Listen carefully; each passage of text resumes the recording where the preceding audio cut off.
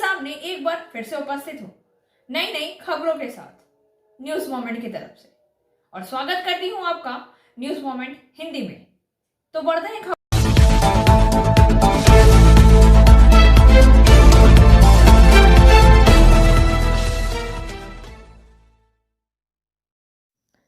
India's first scooter.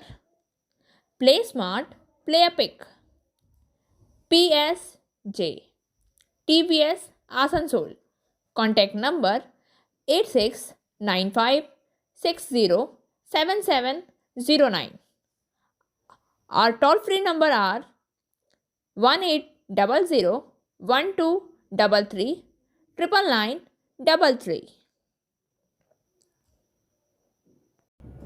अस्पताल के दरवाजे में की गई तोड़फोड़। मृतक के परिजनों ने पुलिस पर गाली गलौज करने का आरोप लगाया है।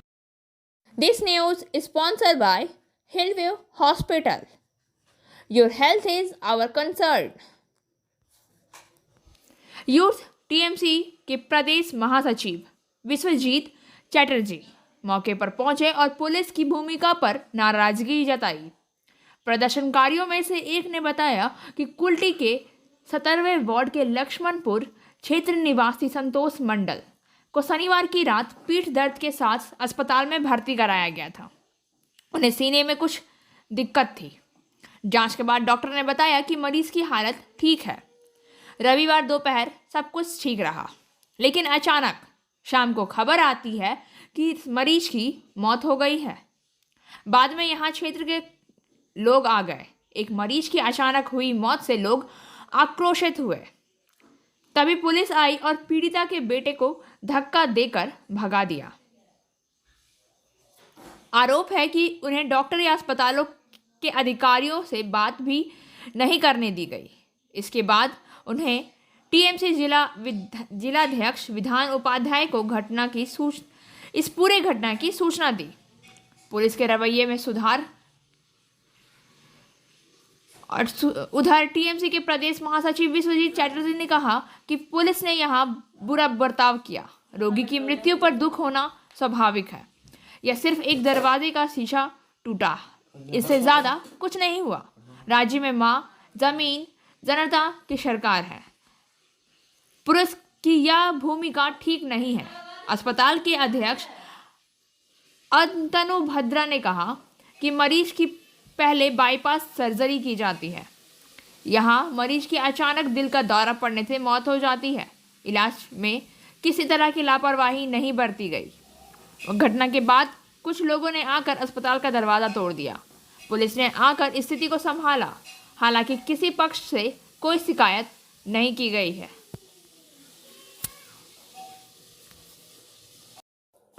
कोयला माफिया उर्फ लाला के 4 सहयोगी शनिवार को सीबीआई अदालत में पेश हुए। This news is sponsored by India International School. Jaydev Mandal, निर्दावारन मंडल, गुरुपद मांझी और नारायण नंदा मांझी उर्फ लाला के 4 सहयोगी शनिवार को आसनसोल सीबीआई अदालत में पेश हुए। 56 दिनों के बाद जमानत देने वाले चारों को जमानत देने की शर्तों में से एक विशेष दिन पर व्यक्तिगत रूप से अदालत में पेश होना था।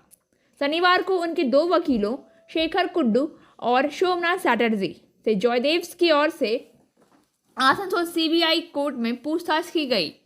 सीबीआई के वकील राकेश कुमार ने शेखर बाबू के सवाल का विरोध किया। आसनसोल की विशेष सीबीआई अदालत के न्यायाधीश राजेश चक्रवर्ती ने दोनों पक्षों से पूछताछ के बाद चारों की जमानत बरकरार रखी। साथ ही जज ने मामले की अगली सुनवाई की तारीख 15 फरवरी तय की है।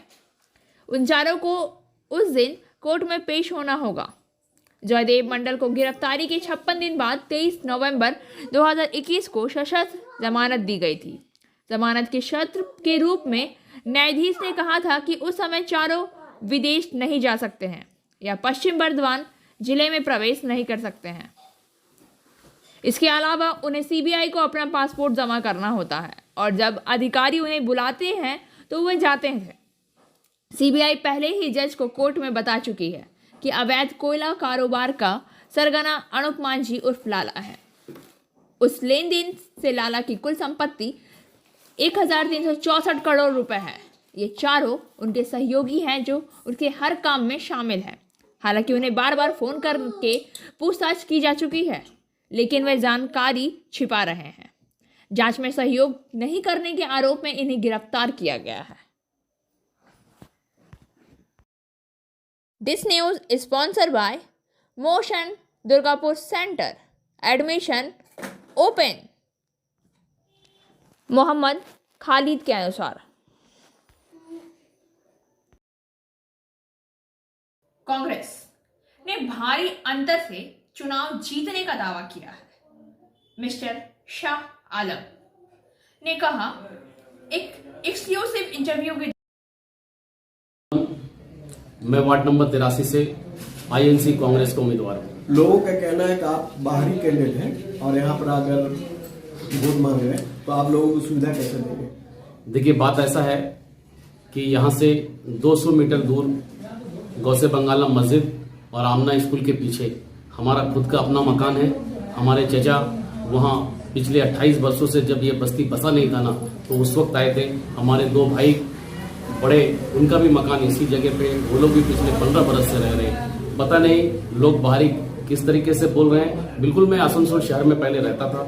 आसनसोल शहर के तमाम लोग, धीरे धीरे आबादी जैसे बढ़ता गया ना, तो लोग इस इलाके में आए। मैं भी आया हूँ और मैं जो कैंडिडेट हुआ हूँ, ऐसा नहीं है कि मैं अचानक से कैंडिडेट हुआ हूँ, बल्कि इस इलाके के लोग मुझे कभी एनआरसी की लड़ाई पे देखा है, कभी मुझे किसी सोशल काम पे देखा है। मैं आसनसोल नौजवान मिल्लत वेलफेयर सोसाइटी का प्रेसिडेंट भी था, सेक्रेटरी भी था कुछ समय तक। मैं बाजार कमेटी में भी था, बहुत सारी कमेटी में मैं था। लोगों ने मुझे हर समय रोड पे लड़ाई के वक्त देखा है। तो लोगों का ये डिमांड था। धीरे धीरे जिस तरीके से मैं मोहल्ले की तरफ दूसरे मोहल्ले में जा रहा था, तो मुझे लोग कह रहे थे कि आने वाला चुनाव में शाह आलम भाई अगर आप उम्मीदवार होंगे तो हम आपको पूरा ताउन करेंगे। इसलिए मैं कैंडिडेट हूँ। आप इस इलाके के लिए क्या क्या काम करने के लिए सोच रहे हैं? देखिए, दूसरी तरफ मैं काम के बारे में आपको बता रहा हूँ। जो दूसरे उम्मीदवार है ना, वो बल्कि इस जिला से नहीं, 2 जिला को पार कर मुर्शिदाबाद जिला से, जंगीपुर से वो आकर यहाँ पे घर बनाए, और मैं आसनसोल से आकर यहाँ पे घर बनाया हूँ। तो बाहरी लोग कौन हुए ये यहाँ की जनता जानती है। आने वाला जो चुनाव होगा उस चुनाव में पता चल जाएगा। देखिए, काम ये माइनॉरिटी का एक बहुत बड़ा तबका है, इलाका है। खास करके मैं जिस यहाँ पे हूँ, इस इलाके में और दिगर इलाकों में मैंने देखा है, हेम्योपैथी कॉलेज से लेकर मैं डोर टू डोर लोगों के पास गया हूँ। लोगों को पास जब मैं समझा हूँ तो मुझे ये समझ में आया कि इस इलाके में पानी का बहुत बड़ा किल्लत है। नल तो है, लेकिन नल जैसा है यहाँ के लोग कह रहे हैं, उसमें पानियां नहीं आती है। तो अगर मुझे यहाँ की जनता ने जिताया तो सबसे बड़ा काम होगा कि पानी का लाइन बिल्कुल मेन पॉइंट से मैं नए तरीके से लेके आऊंगा। क्योंकि पानी कम क्यों नहीं होगा। यहाँ की आबादी जब 200, 400, 500 थी, उस हिसाब से पाइपलाइन का काम म्यूनिसिपैलिटी ने बिछाया था, उस समय कॉर्पोरेशन नहीं था। और आज जब आबादी बढ़ गई है तो पानी का जरूरत ज्यादा है, इसीलिए मैं पानी का काम करूंगा। आजाद नगर बस्ती के अंदर में कब्रिस्तान है, जो पिछले 15 साल से कब्रिस्तान है। मैंने जिस दिन नॉमिनेशन फाइल किया था, उसी दिन मैंने कहा है कि इस कब्रिस्तान का बाउंड्री वॉल भी मैं कॉर्पोरेशन से लाऊंगा। दूसरे कैंडिडेट जो हमारे तृणमूल कांग्रेस के हैं, वो अब कह रहे हैं कि मैं कब्रिस्तान का बाउंड्री वॉल कराऊंगा।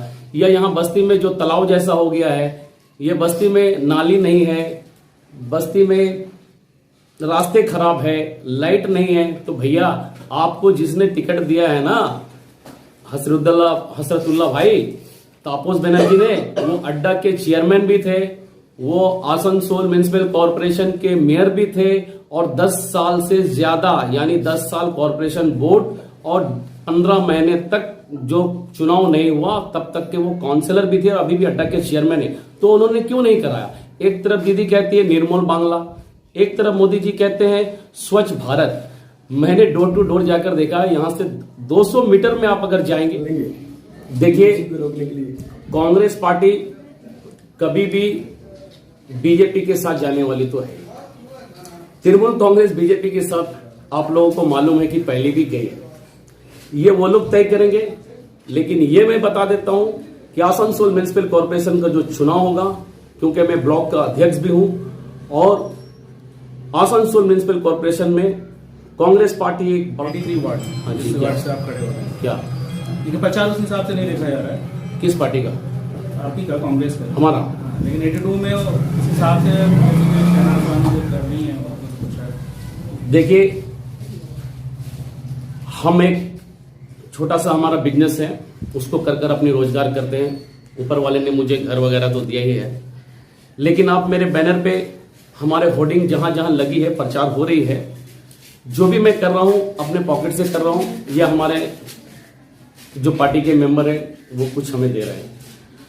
आपको पता होना चाहिए कि प्रत्येक वोटर 7 रुपए के हिसाब से खर्च किया जाता है। जो हमारे वार्ड में 10,526 वोटर है तो 73,368 रुपए का खर्च होना चाहिए।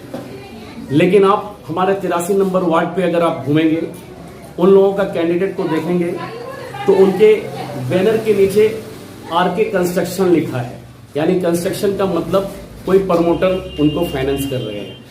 तो हमारे ऊपर में कोई प्रमोटर का या कोई लोहा चोर या कोयला चोर का हम लोग पैसा इस्तेमाल नहीं कर पा रहे हैं। इसलिए हम लोग बड़ा बड़ा होर्डिंग लगा देने से, जो लोग लगा रहे हैं, बड़ा बड़ा बैनर लगा देने से हजारों हजार, मालूम है कि बड़ा बड़ा होर्डिंग, बड़ा बड़ा बैनर या हजारों हजार झंडे लगा देने से कुछ नहीं होता है। बल्कि मुझे पूरा उम्मीद है कि 83 नंबर वार्ड की जनता ने ये फैसला कर लिया है कि आने वाला जो लोकल चुनाव है म्युनिसिपल कॉरपोरेशन का, इस वार्ड से किसे जिताना है और कौन काम करने वाला है, ये जनता जान चुकी है।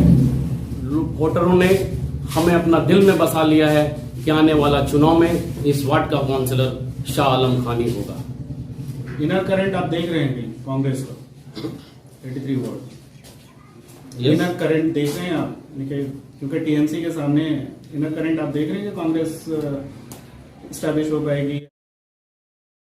बारिश के आते ही रेल पार का विस्तृत अंचल जल। बारिश के आते ही बीते वर्ष में रेल पार का विस्तृत अंचल पानी से भर गया। इस बार न केवल रेलवे बल्कि उत्तर दक्षिण आसनसोल में भी 2 नदियों के उफान से जलमग्न हो गया था। इस बार बाढ़ इस चुनाव में सभी राजनीतिक दलों के लिए एक मुद्दा है। वामपंथियों से लेकर तृणमूल और भाजपा तक के चुनाव इस हार में नदी संस्करण किए जाने की बात कही गई है। आसनसोल में हाल ही में आई बाढ़ उपचुनाव में अहम मुद्दा बन गया है। गारोई नदी सुधार के हर राजनीतिक दल की घोषणा पत्र में जगह बनाई है। बारिश होने पर आसनसोल रेल पार क्षेत्र जलमग्न हो जाता है। पूरा 1 मंजिला घर पानी में डूब जाता है। पिछले 2 साल में स्थिति और खराब हुई है। जान माल के नुकसान की घटनाएं भी हुई है। वह खौफ अभी खत्म नहीं हुआ। राजनीतिक दलों के नेता भी समझ गए हैं और इसलिए उन्होंने इस नदी के सुधार पर प्रकाश डालते हुए आसनसोल के लोगों का प्रियजन बनने की इच्छा लिए हुए हैं। वाम मोर्चा के घोषणा पत्र के जारी होने के दिन सीपीएम नेतृत्व ने गारोई नदी की मरम्मत करने के लिए तृणमूल पर आरोप लगाया। गारोई नदी के दोनों किनारे पर काफी घर बनाए गए हैं। मकान बनने की कोई योजना नहीं है। इन घरों के सभी निवासियों को सत्ता पक्ष का समर्थन प्राप्त है। हालांकि तृणमूल वामपंथी की इस मांग को मानने से हिचक रहा है। तृणमूल का कहना है कि सत्ता में आई तो गारोई नदी सुधार की पहल करेंगे। तृणमूल के घोषणा पत्र पर प्रकाश डालते हुए मंत्री मलय घटक ने कहा कि मुख्यमंत्री आसनसोल में हाल ही में आई बाढ़ को लेकर चिंतित है, इसलिए गारोई नदी समेत कई नहरों की मरम्मत से जल निकासी व्यवस्था में सुधार होगा। बीजेपी के घोषणा पत्र की घोषणा करते हुए जितेंद्र तिवारी ने कहा कि बीजेपी को काम करने का मौका नहीं मिला। जब वह सत्ता में आएंगे तो गारोई नदी के सुधार पर जोर दिया जाएगा। रेल पार क्षेत्र के निवासी सिर्फ जुबानी नहीं बल्कि काम देखना चाहते हैं। उनकी मांग है कि सद्भावना के साथ एक मास्टर प्लान की आवश्यकता है। फिजियोथेरेपी क्लिनिक पुरुषों और महिलाओं दोनों के लिए। यहाँ पर इस्तेमाल की जाने वाली मशीनें हैं UST, IFT, TENS, MS, short wave डिफिट, वैक्स बाथ, इंफ्रारेड लैंप, इत्यादि। Sripally GK Roy Sarani, Rupam building, Asansol, near Upendranath high school. Please contact Mahua 7047456855।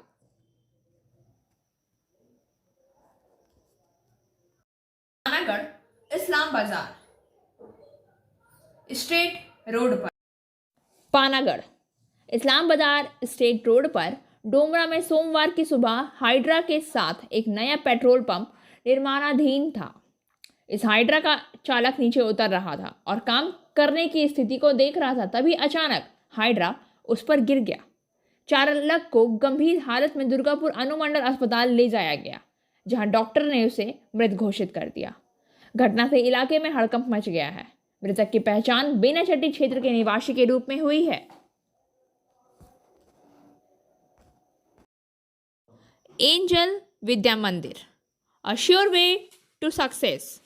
We provide classes class 8 to 10, class 11 and 12, science, arts, commerce, graduation, honors and program. We also provide all types of competitive classes like SSC, Rail, WBCS and state level exams.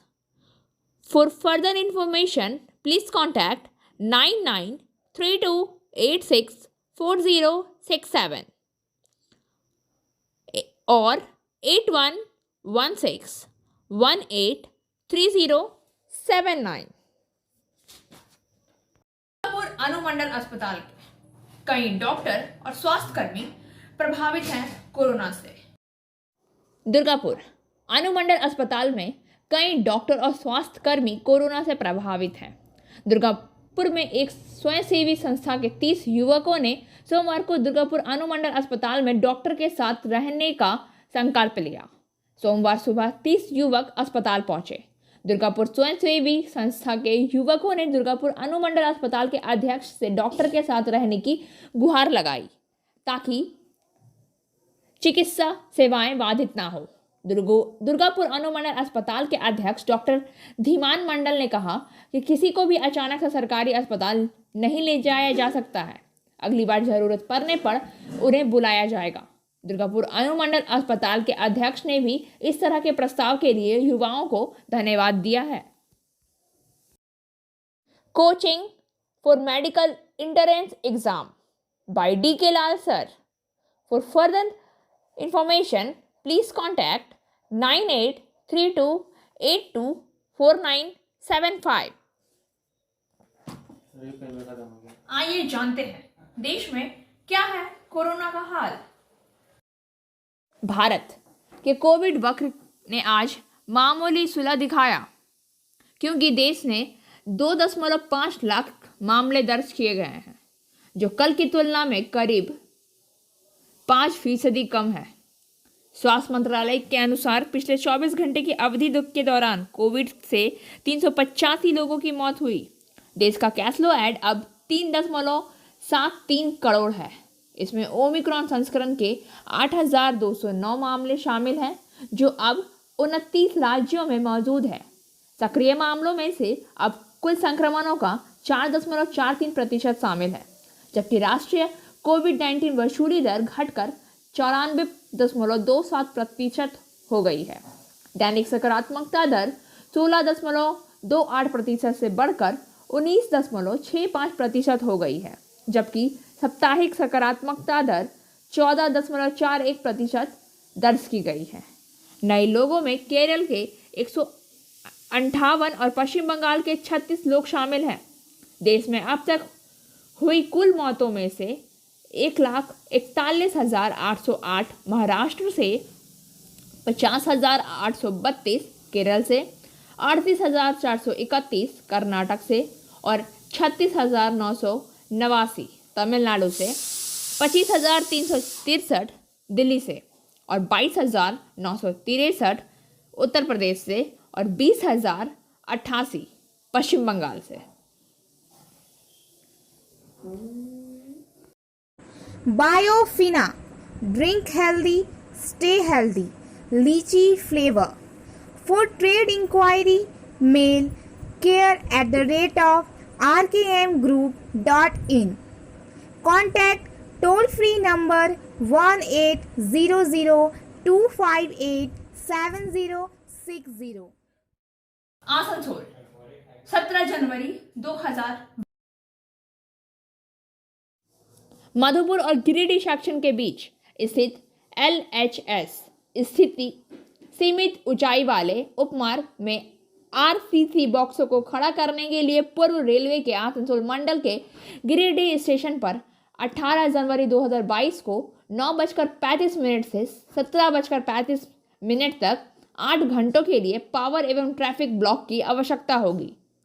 पुनर्निर्धारण train संख्या 03525 Madhupur Giridih MEMU passenger को 18 जनवरी 2022 मंगलवार को 30 minute के लिए पुनर्निर्धारित किया जाएगा। दामोदर नदी के किनारे एक युवक का शव मिलने से इलाके में हड़कंप मच गया। साकतोड़िया से वर्किंग एडिटर विकास प्रसाद के अनुसार सोमवार को डीसलगढ़ दामोदर नदी के किनारे बोंदिया मरांडी नामक युवक का शव पुलिस ने बरामद किया। नितुरिया पुलिस ने शव को बरामद कर पोस्टमार्टम के लिए पुरुलिया देवेन महतो सदर अस्पताल भेज दिया। मौके पर साकतोड़िया पुलिस भी उपस्थित थी। मौत को लेकर हत्या की आशंका जताई जा रही है। जानकारी के मुताबिक मृतक साकतोड़िया फाड़ी के डीसलगढ़ श्यामपुर का रहने वाला बताया जाता है। इस सिलसिले में 105 नंबर वार्ड के पूर्व पार्षद अभिजीत आचार्य ने कहा कि बुधवा मरांडी श्यामपुर का रहने वाला 12 जनवरी को अपने गांव के मृत व्यक्ति के क्रियाक्रम में गया था, लेकिन वापस नहीं लौटा। इसे लेकर कुल्टी थाने में प्राथमिकी भी दर्ज करवाई गई है। सोमवार को नदी में उसका शव पाया गया। गले और कान के पास लाल निशान है। उन्होंने स्थानीय लोगों और स्थानीय पुलिस से जांच की मांग की है। पुलिस ने आश्वासन दिया है कि अगर पोस्टमार्टम में मर्डर जैसा कुछ होगा तो जांच की जाएगी। अब पुरुलिया पोस्टमार्टम करवाए। इधर मृतक के पुत्र विश्वनाथ मरांडी और अजय मरांडी ने कहा कि पिता लापता थे। गुमशुदगी की रिपोर्ट थाने में दर्ज कराई गई थी। आज दूसरे दिन से हमें घटना की खबर मिली। दोनों ने अपने पिता की हत्या की आशंका जताई है। বাবা এই মানে 12 তারিখ থেকে পাচ্ছি না, 12 তারিখ ওই 12টা 1টা ওই মধ্যে সেই থেকে পাওয়া যাচ্ছে না। মানে ও এমন মদ খায়, মানে ঘুরে বেড়ায় আর রাতের সময় মানে এসে যায়, আর রাতের সময় না হলে সকালে পৌঁছে যায় ঘর। তা আমি কাজে চলে গেলাম, আসবেই মনে হয়, আমরা ডেলি তো অমনেই থাকে মানে কবু কবু। তারপরে আমি কাজে গেছি, তারপরে ফোন করলো কি বাবা আসে নাই, তো আমি কাজ বলে দিলাম কি বাবা আসে নাই। তো 3:30টার সময় চলে এলাম ঘর। তারপরে তখন থেকে খুঁজতে লাগাইছি, তখন থেকে পাই নাই। তারপরে বলছে কি চলো থানা যাবো কুলটি। আগে ফাড়ে গিয়েছিলাম আমরা সাকতুড়িয়া এখানে, তো এখানে বলছে তোমার আগে কুলটি যেতে হবে। ঠিক আছে, কুলটি চলে গেলাম আমরা। ছিল আমাদের আরও দাদাও ছিল, তো এখানে আমরা ডায়েরি করে দিয়েছি 14 তারিখে। আজকে কি শুনলেন? আজকে আমরা ঘরে ছিলাম, ঘরে ঘুমে গেছি, থকি ঘোরাঘুরি থকাই গেছি। তারপরে আমার এই ছোট কাকু ফোন করলো, বললো কি এখানে আয়। আমাকে বলছে না কিছু, আয় না তুই। তারপরে আমি আসছিলাম, তারপর দাদাকে ফোন লাগালাম, দাদা কোথায়? তো দাদা ঘরেই ছিল, তো আমি বাগানে ছিলাম, তো দাদা ঘরেই ছিল। তারপরে আমার এই মামা ঘর থেকে আমার মামাকেই বলি দিদিমা দুজনাই ছিল। তো ওরা বলে কোথায় যাচ্ছিস তুই? ওই যেতে হবে না, কাঁদে কাঁদে কাঁদে কাঁদে। তো আমাকে ধরলো, আমার মামাকে বলি যেটা, তো ওকে আমি ঘর নিয়ে গেলাম। তারপর দাদা এসে পরে দেখছে কি হ্যাঁ এটা আপনার বাবার ডেড বডি দেখে মনে হয় আমি ওদিক থেকে আমি টেনে নিয়ে ওয়ে উঠেছে। ও আচ্ছা আচ্ছা, ওয়ে উঠেছে। आसनसोल दिनांक 15 जनवरी 2022 तक रात 10 बजे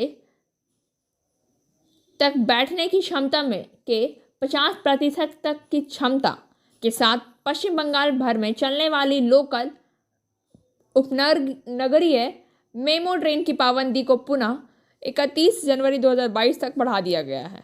अन्य coaching train, mail express train, लंबी दूरी की पैसेंजर गाड़ी अपने निर्धारित कार्यक्रम के अनुसार ही आसनसोल मंडल से चलेगी। कोविड-19 से संबंधित सभी औपचारिकताओं तथा सभी सुरक्षात्मक उपाय यथा मास्क पहनना, सामाजिक दूरी आदि का कड़ाई से पालन किया जाए। और अब बारी आज के SMS ऑफ द मोमेंट की। What is coming to you is going to be better than you had accepted. Trust the timing. आपके पास जो आ रहा है वह आपकी अपेक्षा से बेहतर होगा। समय पर भरोसा करें। खबरों का सिलसिला यहीं समाप्त होता है। वक्त हो गया है आपसे विदा लेने का। हमें दीजिए इजाजत, लेकिन उससे पहले please like, share and subscribe our YouTube channel and don't forget press the bell icon for further notifications.